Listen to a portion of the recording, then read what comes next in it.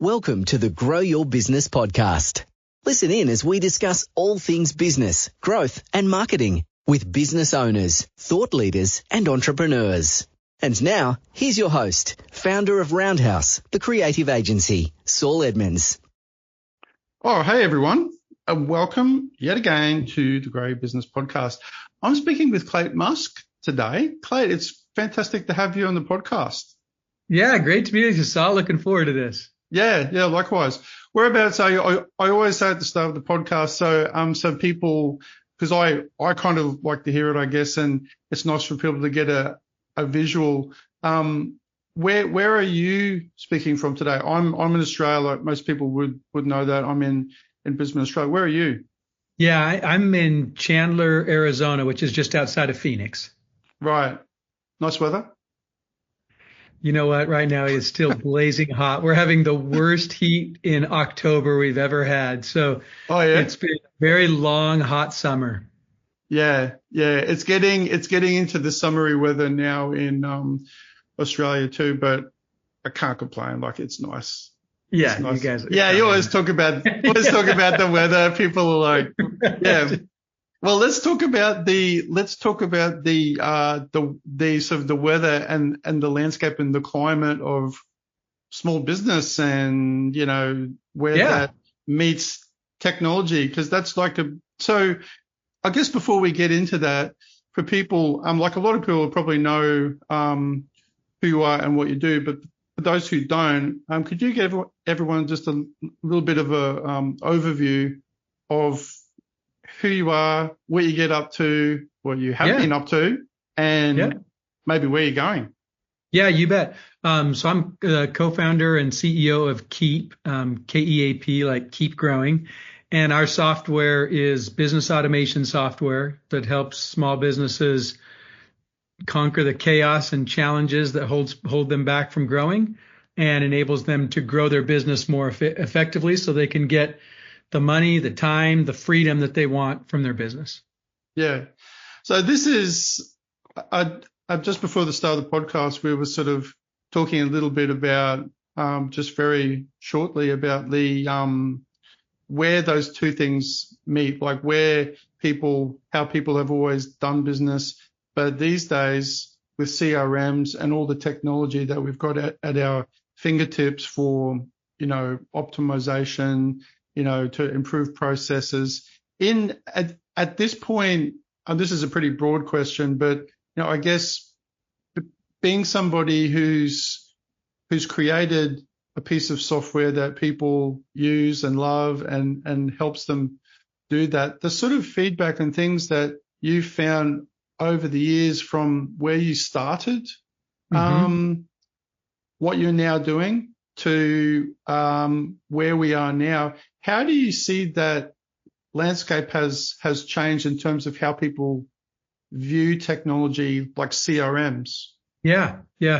Well, like you said before we started this recording, you said you see people in small business that are reaching for this kind of technology more than they used to be, and there's more of a discussion about it. And you know, as you said, CRM, which is, you know, stands for Customer Relationship Management, it's at the heart of our automation platform. It's the heart of what we do. We can't do the automation without the customer relationship management aspect of it. So I think that if I take your question and think about what it used to look like versus what it looks like now, I think, you know, probably 2 decades ago, Salesforce.com had made CRM a popularized thing, but it was really for big businesses. And then we and others started to bring it to small businesses. And I think originally small businesses could see that it was effective to have their customer information all in one platform, to be able to communicate and email out and, you know, send marketing messages to their customers. And so what I saw initially was adoption of the concept of a customer database, which really is what CRM, kind of starts with. And then I saw it start to evolve into the strategy of customer relationship management in terms of marketing. And I think that's where it was very natural and easy for small businesses to grab a hold of CRM, because if you don't do that work with those, if you don't do the relationship work with prospects to turn them into customers, then you struggle to build your business. And so in short, I would say that CRM first was adopted in small businesses around marketing. Yeah.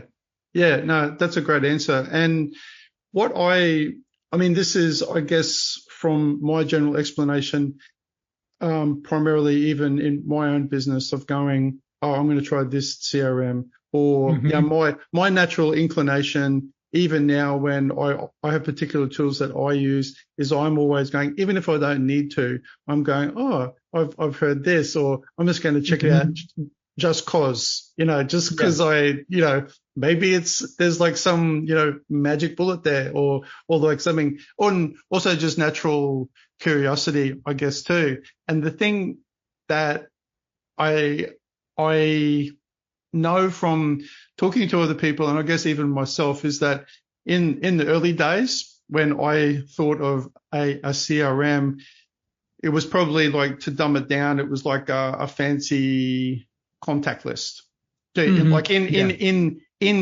people's minds. So this is where I guess that question was also leading to, like, where it is now, and you answered some of that too, in that it's brought together a bunch of different tools, because it never really used to have automation. Like, automation seems like such a standard thing now, right? Yeah. It's like all these tools have it in one form or another, and you got AI now, so it's improved it even more. And CRMs have become more of an all-in-one marketing solution instead of, which to me kind of makes more sense, and a little bit surprising that it wasn't all of that in the first place. But I guess there's always an evolution, right? Yeah, because what happened was, your observation is really good, that it's CRM did kind of evolve into marketing automation for small businesses. But we have to keep in mind that CRM was really born in big business, big enterprises, and they've got, yes. And so it starts there. But for small businesses, what I observed was email marketing really started to drive the effectiveness of CRM for small business. And then the email marketing started to evolve more into marketing automation, whereas lead capture and automated follow-up. And that age-old problem of follow-up that plagues small businesses was something that was a real revelation for small business. It was like, oh my gosh, you can automate the follow-up process, which is really just, the heart of marketing automation. But you needed email marketing, you needed text marketing, you needed these capabilities to be able to automate lead collection, lead nurture, lead follow-up, turning it into a new customer. And then over time, I would say what happened was people started to see what they could do beyond the conversion of the lead to a customer. So now, once they're a customer, now how do we continue to apply marketing automation, sales automation, service automation? And I think that's what's really, in the last 2 or 3 years, I think has continued to evolve. You've gone from seeing CRM to include email marketing, to then include all of marketing automation, to now include beyond just marketing, but sales, service, operations, and really to be an automation platform, which is, what we have evolved into over the last couple of years.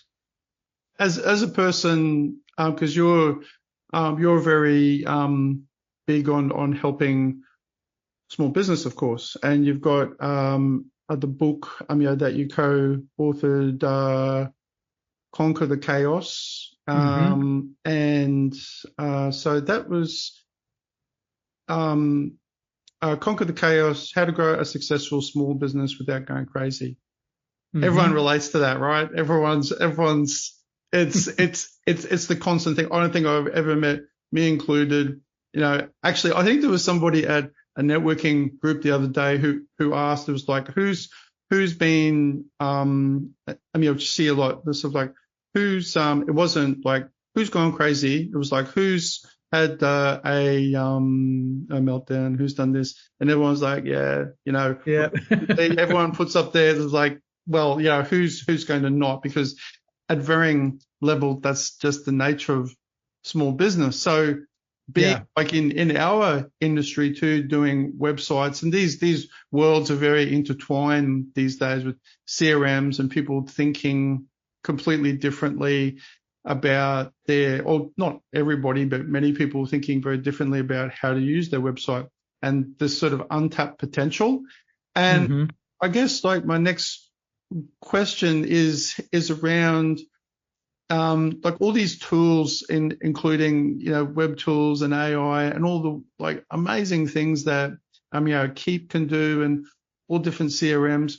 But where do, like, from your side of how you perhaps like to educate people about one, how to conquer that chaos and how these tools can help, but where, like, the point where just the technology on its own, and then how people actually use it, like the other part of it, because there's this part that I guess you and I are probably in a different privileged position. We're seeing people hands-on using the tools and then having feedback, and then people going. It's like when people go, they sign up for something like Salesforce or different things, and then they really only realize once they're using particular tools if it's for them.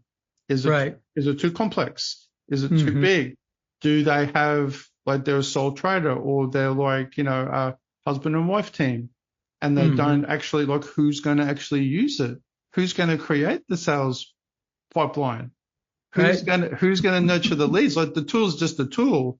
So like the hammer doesn't hammer the nail on its own. Like, the person's got to hammer it. So then where you come in, what sort of tips or things that are maybe recurring things do you talk about with small business owners to help them just sort of start to get across the I guess the potential of this? So I'll hit that one briefly, but then let me come back to the chaos part of it, where the problem really, really sits. The short answer to what you just described about the software, but then how are people using it and driving results in their business?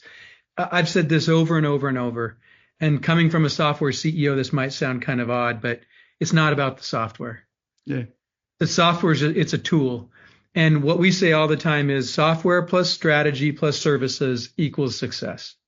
You need the software, but you also need the strategy of how you're going to use it in order to accomplish your goals, your objectives. And then you need services. People don't like to hear this, but it's the truth. Most of the time in small business, you don't have a team of people you can just go bring into and turn them loose on the software. And so you need services. You need tech support. You need professional services, implementation services. You need services to make sure that you are successful in driving this, using the software. And I've been doing this for over 2 decades. I've seen it with our product. I've seen it with every product that's on the market. It's especially true the more it's a small business product, because in larger companies, you have large teams and people you can throw at the solution. But in small business, you need to buy software from a vendor who brings the strategy and the services to help you to be successful. So let me just put a pin in that. We'll come back around to that, but I want to just address that point because it's important that we don't just think, oh, it's all about whatever software I get. And the answer is the software. No, the answer is not the software. Most of the software does fundamentally the same thing. Now, I'm a bit biased, of course, and so I love our product. I love what we do because we're so focused on automation, and that's where we really differentiate ourselves. But let's come back to the problem, because we're kind of getting to the solution. The problem is the chaos in small business, and you called it out. You go to a network meeting. If you're going to get an honest answer from people and you ask them, hey, tell me how it's going balancing your business and your life. Hey, tell me, like, how's the freedom that you're getting out of this business when you went to go start this business and you're like, yes, I'm going to be free. I'll stick, I'm not going to have a boss. I'm going to have all this time and I have no cap on the money I make. And it's going to be so great to be an entrepreneur and a business owner. And most of the time, if you get people to be honest, they'll say, wow, it's way harder than I thought. It takes way more time. I might be making more dollars per hour flipping burgers than doing what I'm doing running this business, because it takes so much of me and my my team, whatever that is. It might be your spouse, daughter, son, neighbor, couple of employees, family members, whatever, but you've got this small team of some way you put it together, and it's taxing everyone, especially the business owner. So I think we got to just stop for a second and say, well, what the heck? Is this what we signed up for as entrepreneurs, starting a small business? Is this just the way it is? And I talk about this in Conquer the Chaos, and there are two fundamental reasons why every person in that room had a meltdown. There's two fundamental reasons why there's this chaos that seems to wrap itself around us when we get going in a business. The first reason is that there are not enough hours in the day to do it all in small business. There just aren't. There's too much to do. And you can't do it all. And you don't have a big team of people to throw at the tasks. And so you've got this fundamental challenge where there's 10 pounds of potatoes in a 5-pound sack. You just have too much. You can't fit it all. And that's the first issue. And by the way, a lot of times entrepreneurs make it harder on themselves because they don't own up to that issue, that very true fact that there's too much to do. There are not enough hours in the day to do it all in small business. So that's the first problem. Second problem actually compounds the first problem. And the second problem is that in small business, our systems and processes are usually woefully lacking. They're inadequate to accomplish the outcomes that we want. And we don't realize when we get into small business that we need to create processes and systems, because without that, we're playing whack-a-mole. We're doing things over and over. There's a lot of repetitive manual work. There's again, it compounds the problem that there aren't enough hours in the day. So if we can get to some agreement that the chaos that we face in small business comes down to those two factors. There's two driving factors. There's not enough hours in the day, and we have inadequate processes and systems. Then we can go, okay, well, how might we address this so that we can start to get the money and the time and the freedom that we signed up for when we went to go start this business? Nobody started the business to be struggling and to feel like they have to sacrifice all of their friends and family and relationships and health and hobbies and interests and everything else just to make this dang business work, right? That's not why people started their business. It was the lure of freedom. And yet that's not what we get. So I want to pause there for a second to see how that resonates with you and your audience on the causes of small business chaos. Yeah, sure. I mean, I'm sure, like,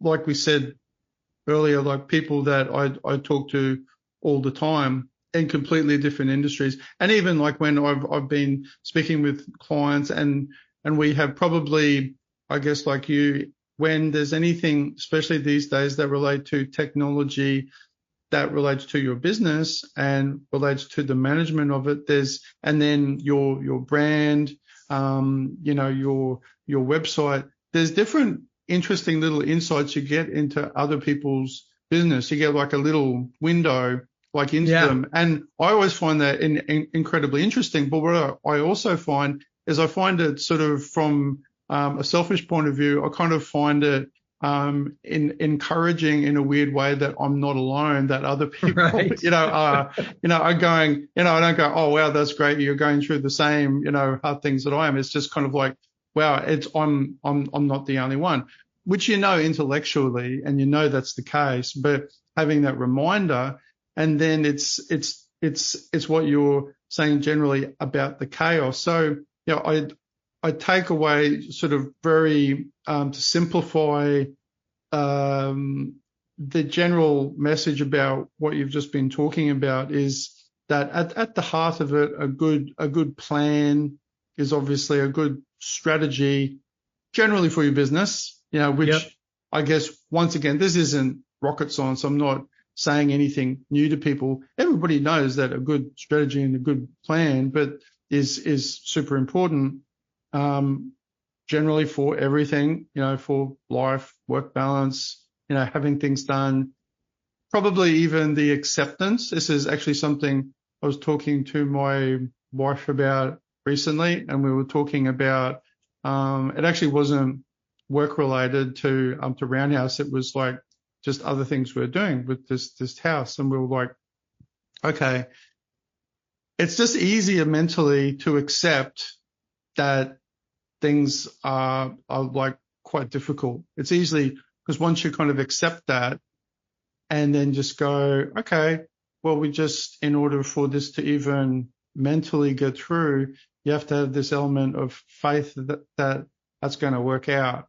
Yeah. Because if you don't have that, in my mind anyway, I don't know about you, but you kind of don't almost have anything if you just go, oh, it's kind of, there's just this thing gnawing away at you all the time. But if you go, it's going to be hard. It's like when you're playing any sports match. I always like to use the sports analogy because it seems to be almost the most true thing because you can't hide in sport. Right. You can't hide. You just can't. Like you can hide in a bunch of other areas in your life, but in sport, when you're out there either in a team or especially one-on-one, because I play squash, and so I play a lot of squash. Play like competition squash. You can't hide.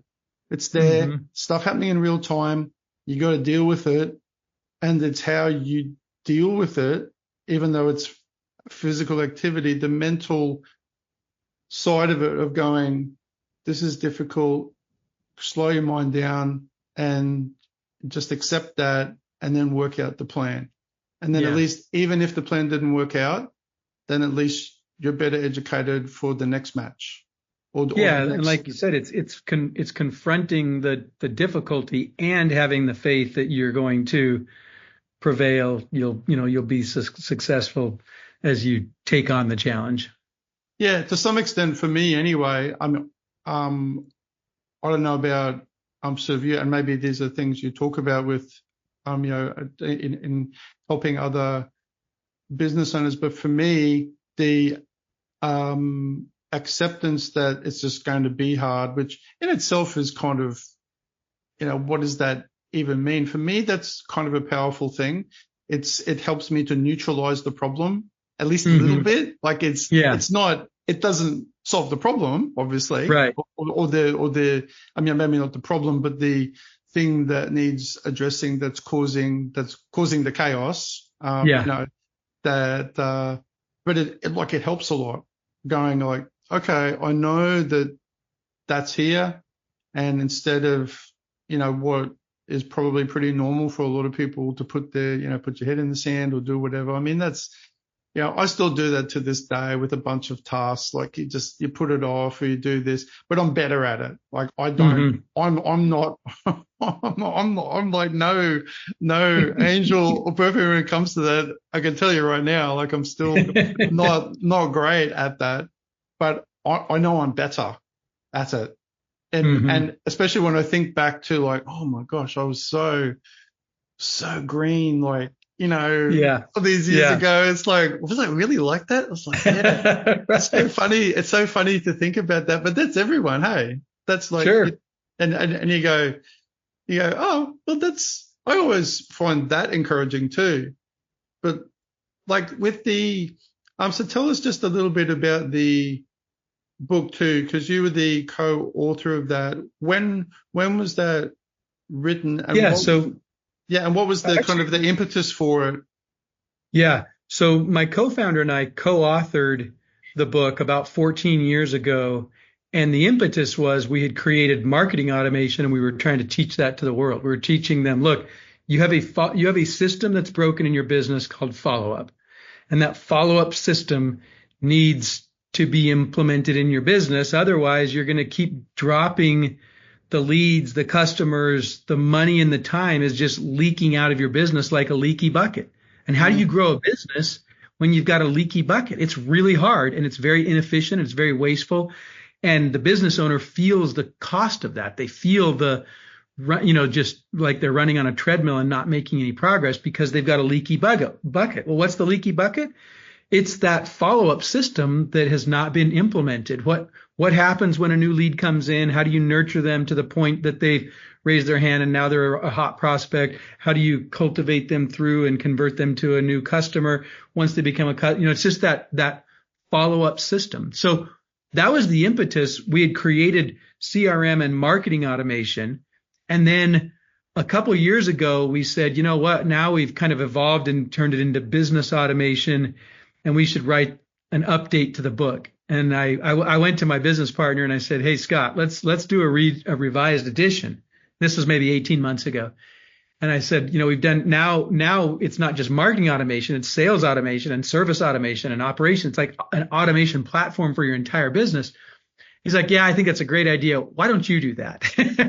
He said it was pretty hard doing that the first time. Pass the ball. So I went ahead and did that, spent time over the past year or so, and we launched it in the spring and got the book out there so that we could help businesses understand that problem of the leaky bucket and the problem that it's not just in your marketing. This failure to follow up and the failure to automate so much of what is being done manually in the business is costing entrepreneurs tremendously. And so that was the impetus for the rewrite. And funny thing happened last year as I started rewriting it is I thought it would be about a 20%, I thought most everything's going to be the same. Maybe it'll be about 20% revision. Yeah. And it turned out, so much has happened in the past 14 years that it turned into about 90% is wow. Concept, of course, of the system that breaks down and needing to get automated follow-up in place is still there. But I took a little different approach by the time I really started to dig in on this project. And this is not a ghost written book. This is not this is me holed up in a hotel room week after week. I would work normally for a week and then write for a week and then work normally for a week and then write for a week. And I just did that for a long time. And I fell in love with the book. It's the book I wish I could have read 20 years ago when I was a young entrepreneur. But it really, to me, it's not just about the strategy and the automation. That's half of the book. The first half of the book is actually about how we avoid the dark side of entrepreneurship, that chaos that actually gets to a point where it consumes us, breaks us, can cause all kinds of problems in our personal lives. I'm sure if you've been around small business long enough, you've seen it. You've seen it with, you've seen spectacular successes that flame out with major personal crises. And you've seen major, significant failures in business that also take out people personally. And I've just seen way too much of that. Working with hundreds of thousands of small businesses, I've just seen the toll that it takes on people and the way that it affects them personally.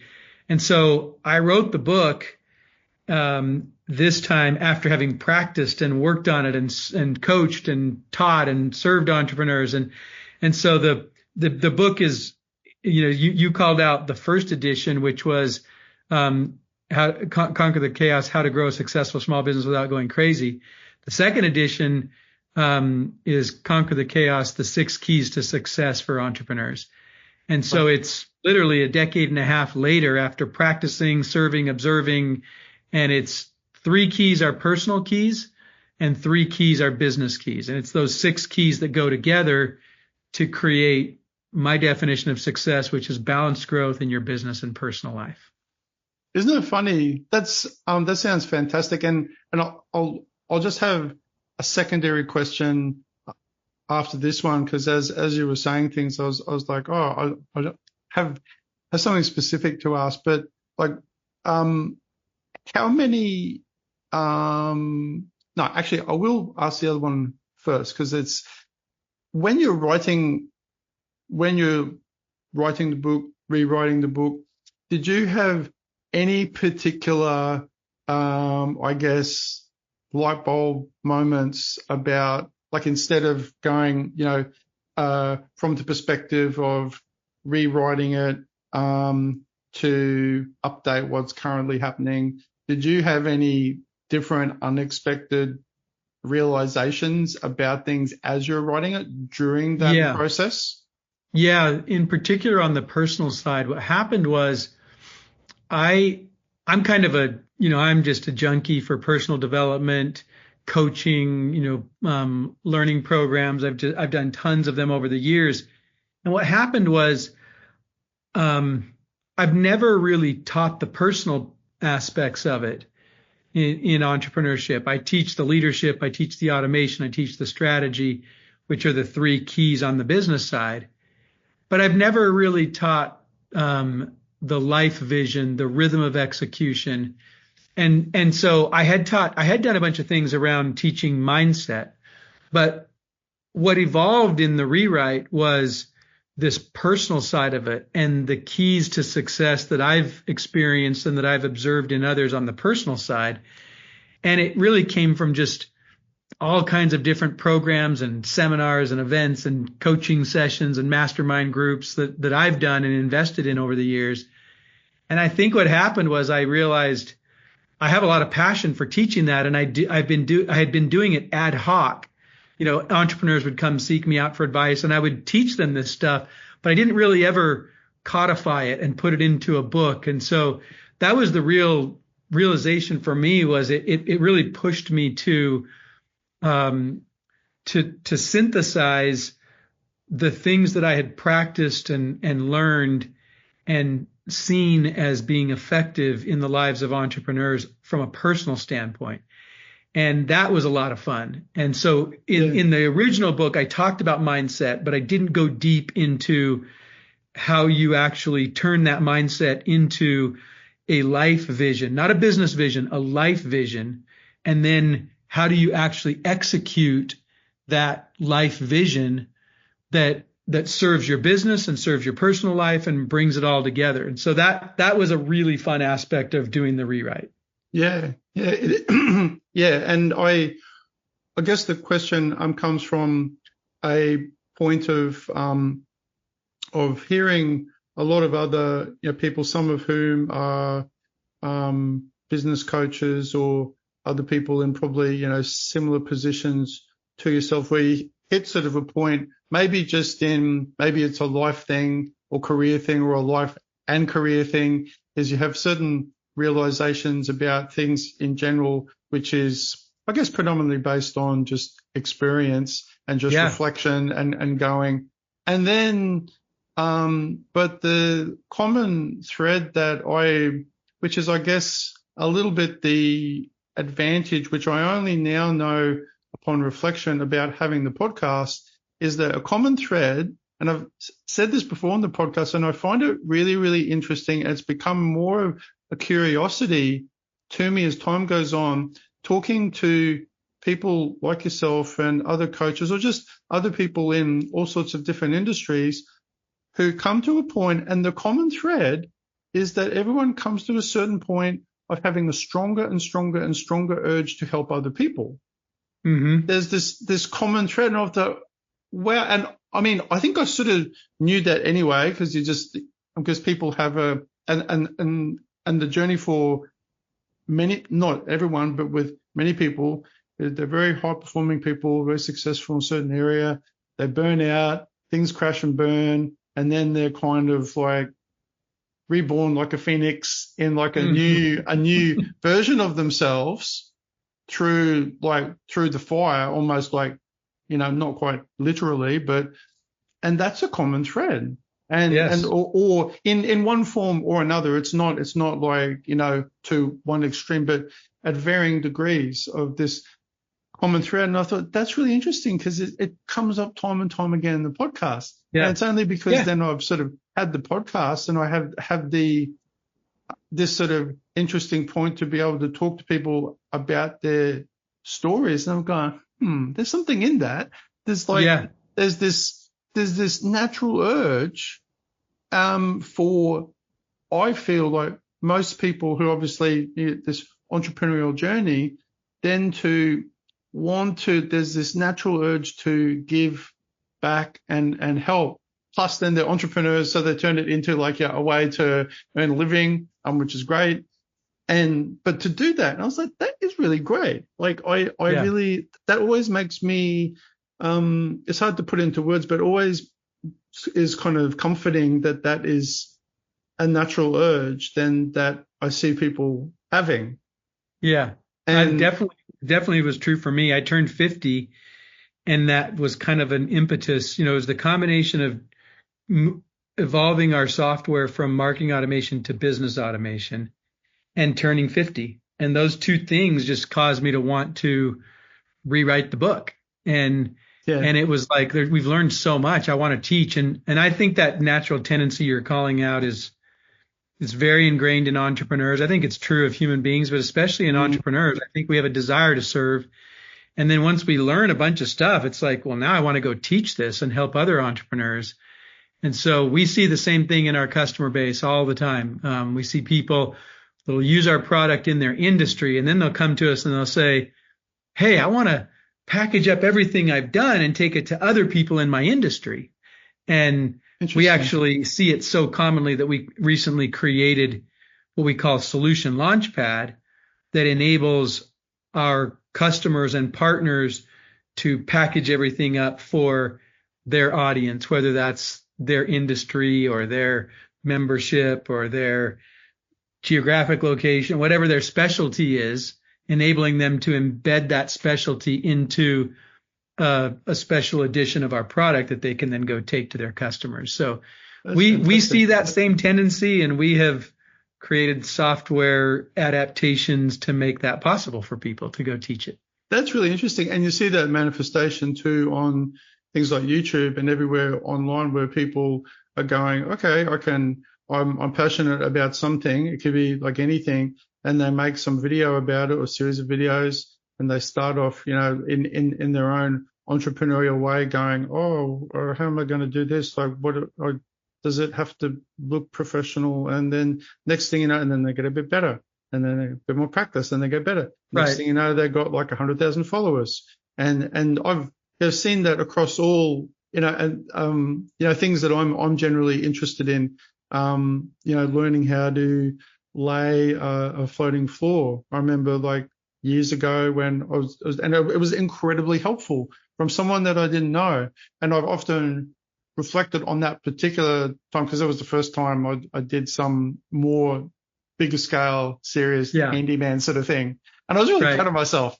And but then I was really happy. There was a guy in the States. I was just searching like how to lay this particular floor. And this guy had this really, it was pretty lo-fi, but it was really helpful, and it was really well explained, and it was really friendly, and it was really useful. And I had it there while I was doing the job.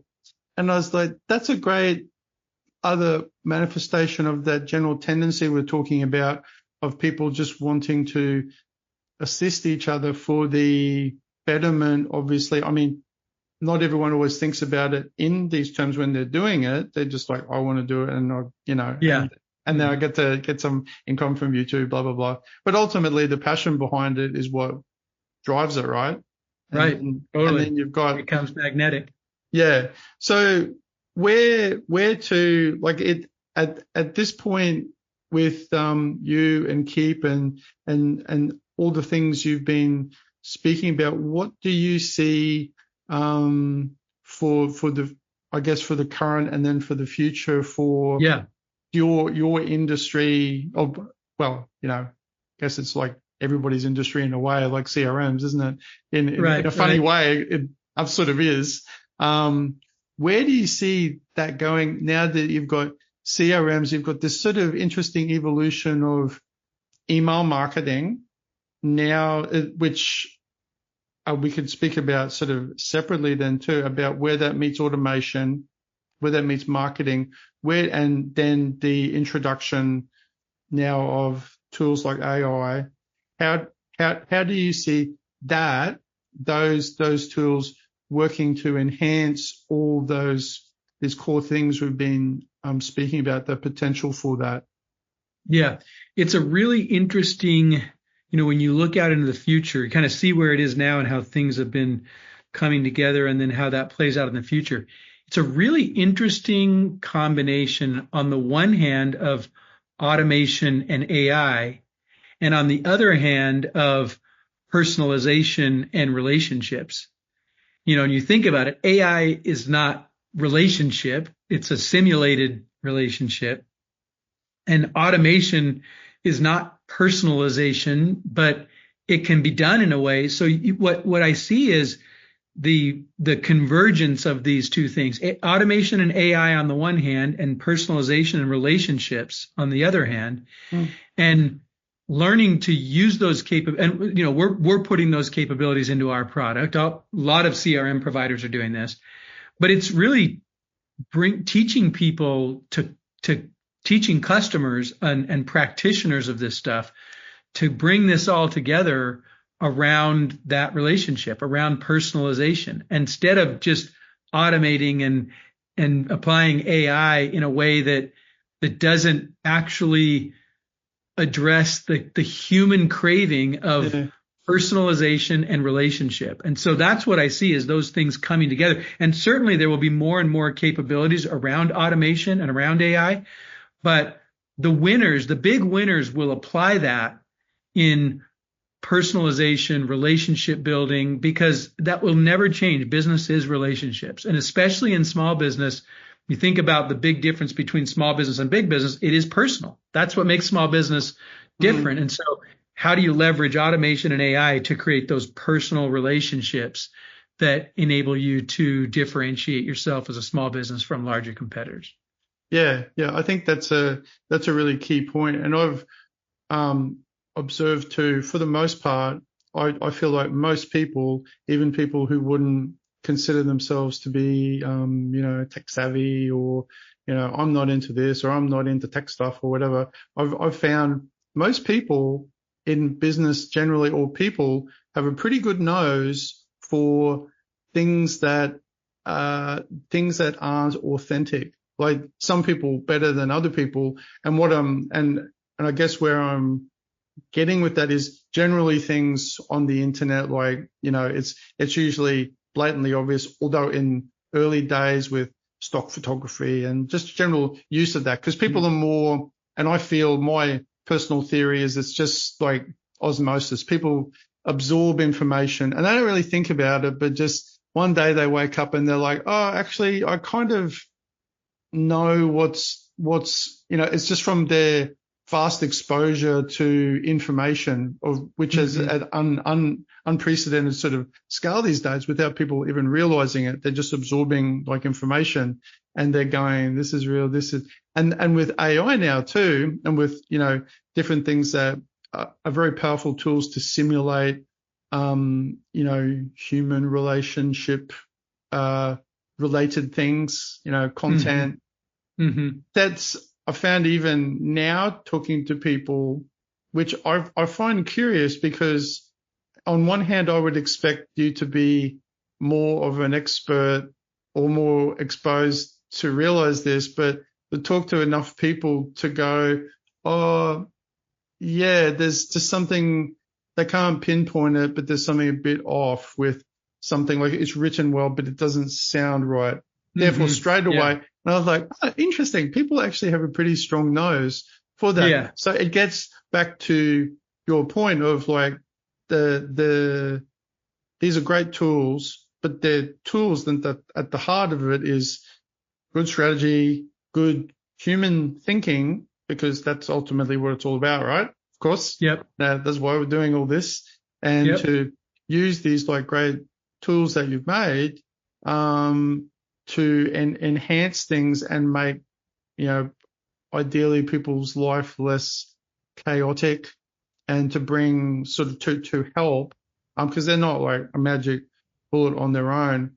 Like a lot of people, and I'm sort of, maybe you can address this point too. Like if there's any particular things you talk to people about when somebody goes in and say they sign up for Keep, and they're like, okay, that's my new CRM, and they haven't got much exposure to that, or they've had minimal in the past, and they sign up and they go, great, I've heard this is going to make my life really easy.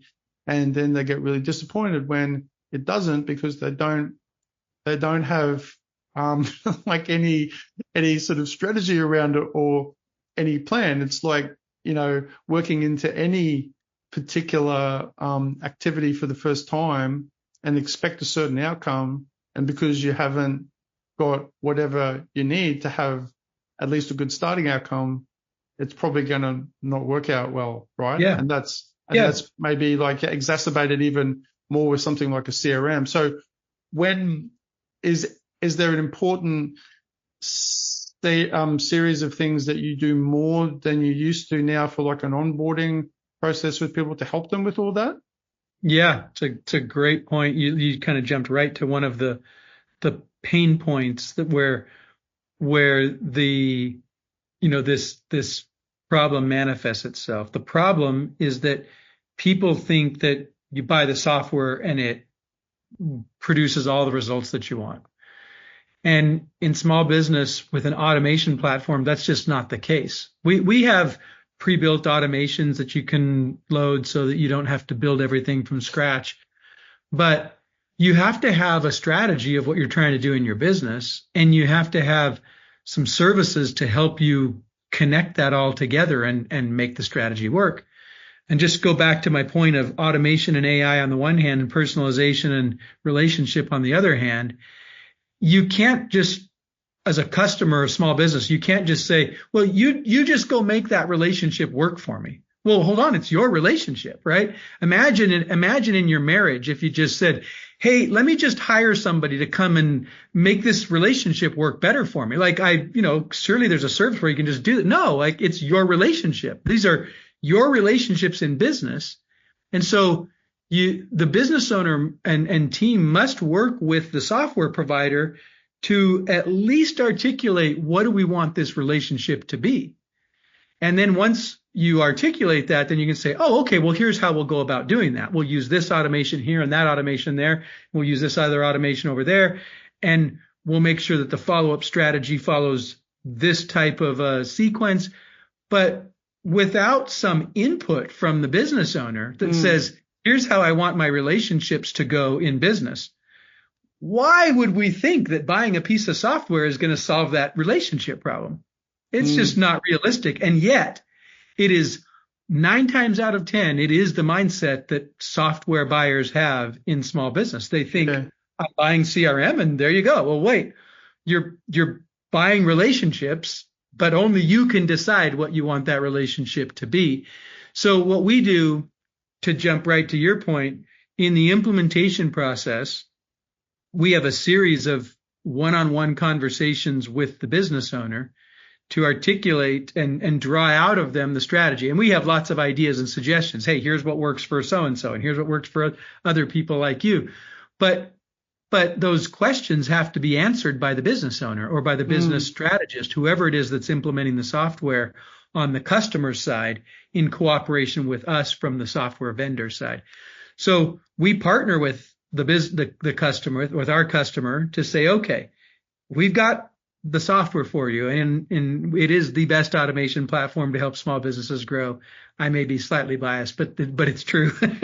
And so we bring the software, but now we've got to collaborate with the customer to determine the strategy, and then we've got to provide the services here and there. Sometimes it's a matter of integrating it the right way with your website. Sometimes it's a matter of connecting it with your accounting software. Sometimes it's a matter of certain industry specific tools that you have. So there's oftentimes the services require some integration work. Sometimes the services require building out the landing pages. We've got templates and all those things, but there's customization that's needed so that it comes across with your own brand. And if you don't have someone on your team to do that, then you need to have the vendor or a partner that helps provide that. And so we can provide that, or we can have our certified partners provide it. But one way or the other, software vendors are doing no service. No, they're not doing any service to their customers if they tell the customer, look, it's all there. You don't need to do any services. I mean, that's just a total disservice to the customer. No pun intended. You've got to help them understand that you need the software, you need the strategy to get the relationships built the right way. And then there's going to be some gaps that the customer has in terms of their own capabilities of building it all out. And that's where our services come into play. So what we do is, a customer that starts with us, we have an implementation package. If they buy the annual package, we'll include that implementation package for free. But if they pay on the month-to-month program, then they need to buy an implementation package with us, which generally is about $1,000 for kind of a standard implementation. So that's the short answer of how we help on implementation. Now, we also have ongoing services that our customers can get to consume and implement more and more of the software, more and more automation across their business. And if they don't want to get the services from us, they can get services from our community of certified partners out there that offer services. Yeah, I think it's actually really great that you've got that approach too, because being a consumer of tech sort of products for a range of different things over the years, and being from the early days of websites and seeing this kind of evolution of CRMs and as things are coming together more, and also coming together as we've kind of been talking about, like the idea of work-life balance for me these days is now almost redundant, because people are talking about that as one thing the whole time now. Like that's it's a funny term, because I reflected on that the other day. I was like, oh, that term's kind of, I mean, maybe not completely redundant, but for me, they're talked about as the same thing so often for all the right reasons. And we've touched on some of this that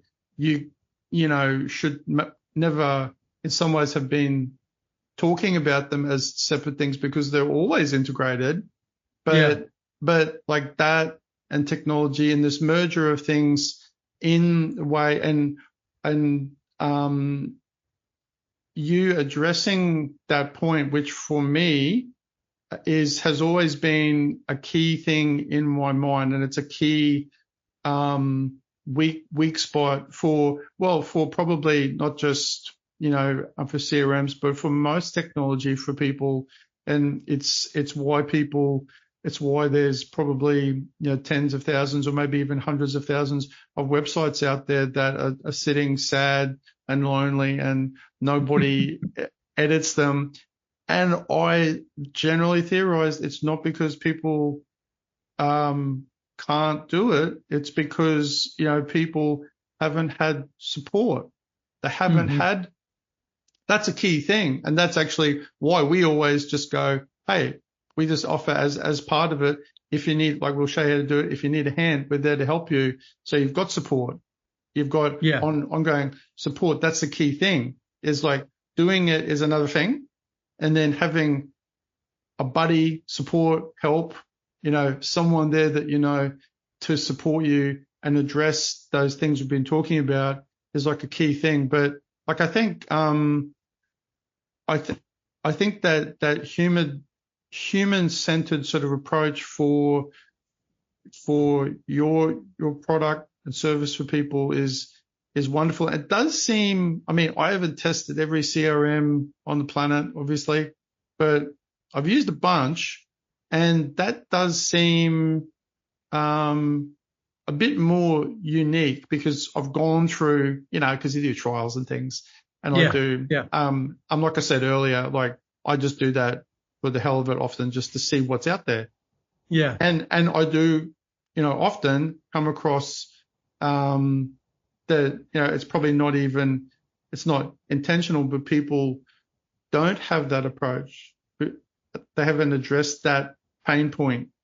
Yeah. Of it. Well, here's the thing that a lot of times software companies don't like to talk about, but it's been proven and shown, particularly in CRM software. Now, by the way, what I'm about to say is a little bit different if you are talking about a robust platform for your business versus a little software tool or an app or something that you can use, just kind of a small thing. But if you're talking about ERP or accounting software or CRM software, these are major platforms that you use in a business. And independent, from the software companies, the CRM industry, which you might say, well, wait, what's the CRM industry independent from software? There's a whole movement of CRM that has nothing to do with software. It's about the strategy of customer relationship management. And there are several major players in that world who have done studies and gone out to customers to find out how much money do you spend on how many dollars do you spend on service versus how many dollars you spend on software in CRM. So they're going out and they're saying, hey, in the world of CRM, how much do you spend on service? How much do you spend on software? And I'm not sure how much I like this for our software industry, but the answer that they've come up with repeatedly and consistently is a 5-to-1 ratio on services dollars to software dollars. So if you spend $5,000 on a software subscription, you're spending 5 times more than that on the services to go along with it. Now, that's in the enterprise world generally. In our world, in small business, it is somewhere between 1 and 3 times. And I can tell a customer honestly and with a straight face, if you're not planning on spending some money on services, whether that's a full-time person you hire to run it or a part-time person hire that you run, or maybe a software partner or the manufacturer like us, somewhere, some way, if there's a customer who's successful with a CRM product, I'm not talking Keep, I'm talking any product, you're going to find that successful customer is spending a multiple in the numbers of dollars on services than they are on the software subscription. And that little secret of the industry is not wanting to be discussed by software vendors, but it's the truth. Well, and it's a harder sell then, isn't it? It's like, yes, exactly. Because then people go, well, wait, I'm going to spend $300 a month on your product, but you're telling me, Clate, that I've also got to spend another $500 to $1,500 depending on how involved my services are.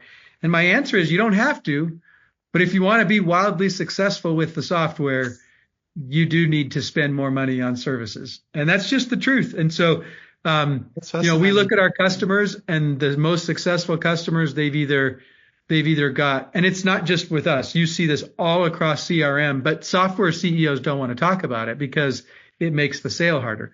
But it is the truth. And I care about our customers' success, not about making the sale. And so I'm going to tell people straight up, look, with us, it's about a 5x ratio in enterprise. In small business, you see it more in the 1, 2, 3 times. And so typically for us, if a customer's spending a few $100 a month on the software, they're probably also spending, 1, 2, 3 times that on services. Yeah, I guess that comes down to education and people actually knowing what it's worth or the value of doing that from past experience, but also that's probably more likely than in, enterprise, because there's other experts and people who can advise, and that makes sense. Right. But all those things do ultimately, like, I guess they've filtered down into small business. It's like the importance of, it's like the other thing that I've seen a lot more these days, or just heard people talking about, people have a better understanding of brand and branding and what that even is than they used to. I mean, maybe not. Right. They just do. It's like, it's a little bit about what we talked about before. Things just filter down into people's imagination. Next thing you know, they wake up one day and they've got, and they sort of understand things, and they don't understand how. And I think like a lot of that is just general exposure to data and information, and and people's natural tendency to do more research because they've got tools at their fingertips online everywhere. They can do it.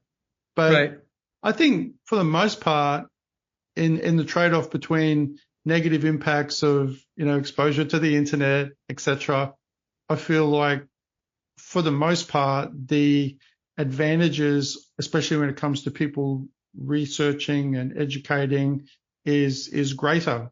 And I think and I'm just getting back, like as we're getting towards the end of like these things we're talking about in the podcast, like a key thing for me, things you're talking about is that education piece. It's like helping people to understand, and from your point of view, it's getting over that potential hurdle, that sort of pain point, which once again has been something that I've always thought that's just problem for tech things. Like it is. You Yeah. just got to, Yeah. you have, it'd be great in a world where people just came in and they automatically understood everything and they automatically understood all the right way, which is never going to happen. And people just have to learn, you know. Yeah. But yeah, you got to teach, you got to educate, and obviously you got to help people see the value. And so well, why do customers spend 5 times on services in enterprise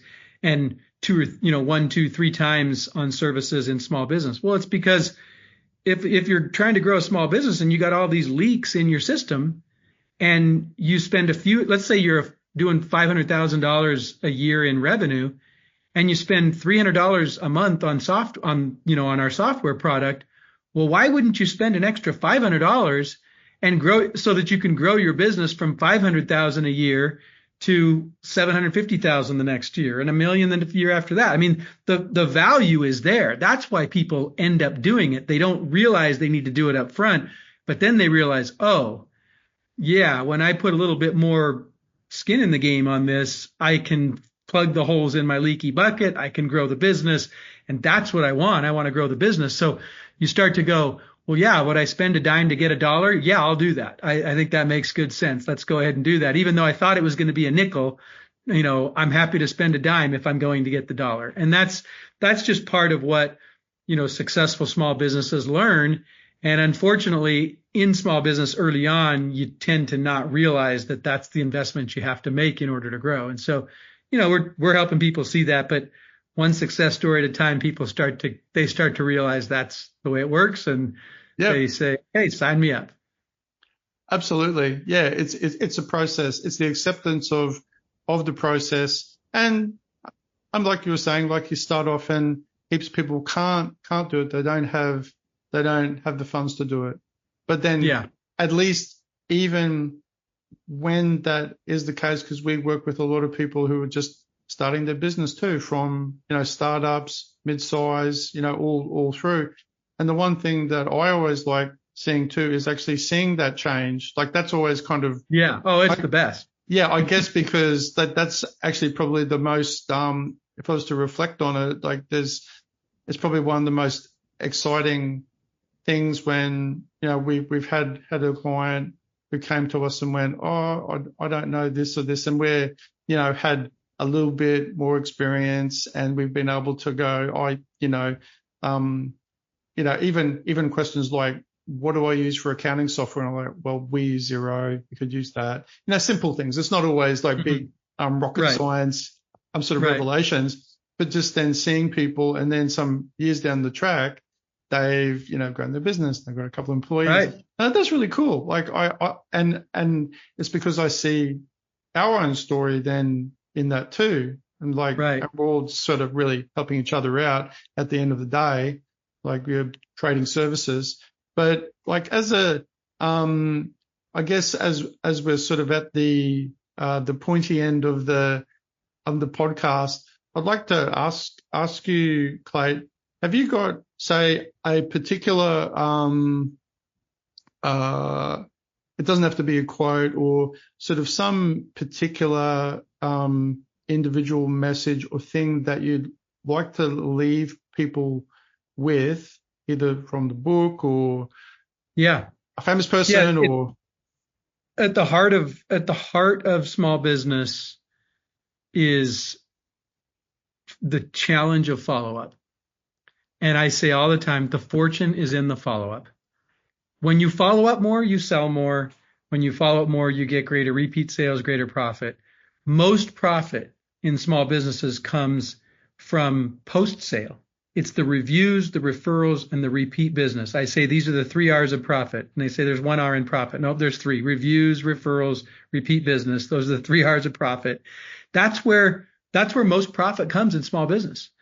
And yet, if we don't follow up after we get the sale and really continue to do that, then we don't get those fortunes. So the fortune is in the follow-up.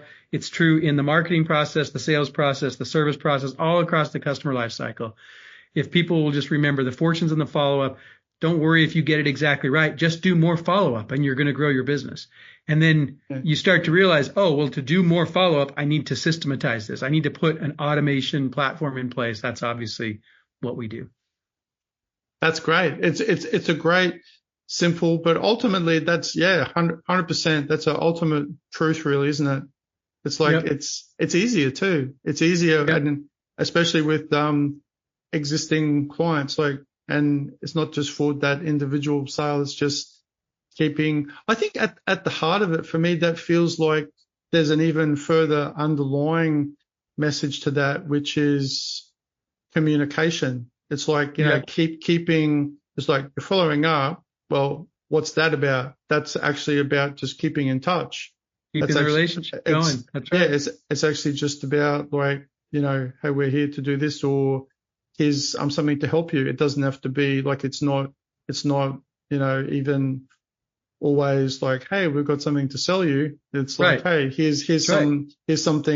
In fact, most of the time it's not. It's just like, hey, here's something helpful for you. Have you thought of this? That could be, handy. If it's not, you might just park it. It's helpful in the future. Who knows?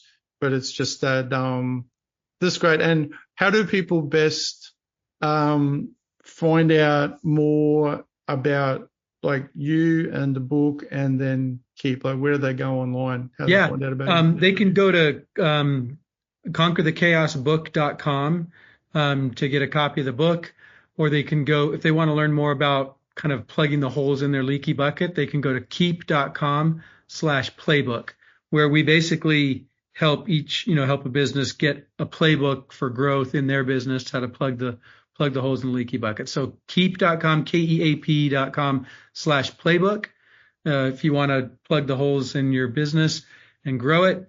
On the other hand, if you want to get the book, which obviously relates to it, you can go to conquerthechaosbook.com. There's a bunch of free resources there. Thanks, Clate. There's one really, really great series of sort of topics to talk about. It's been really interesting, and I'm sure there's like a bunch of people I know who like all of this sort of stuff is like absolutely top of mind. So they'll be very interested to listen. And thanks once again. Any parting notes? I think just for people who, when you want to grow your business, it doesn't feel natural to say, let me go plug the holes in the bucket. No. But that's actually what it is. Because if you don't, you're just pouring more water into a leaky bucket that's inefficient and causing problems. So it's not always the most glamorous thing to plug the holes, but that's actually what grows the business. Yeah, but the ship sails better, right? Yes, that's right. After that, I think that's right. I think you don't have to be a sailor to know that. So I think that's great. Well, thank you once again. It's been a real pleasure, very enjoyable. And thanks again, everyone, for listening to the Grow Your Business podcast. And say goodbye to everyone, Clate. Thanks for having me, Saul. It's great to be with you. And to everybody out there, keep growing. Thanks, everyone. See ya. Thanks for tuning in to today's episode of Grow Your Business. Have a great day, and we'll see you next time here at the Grow Your Business podcast.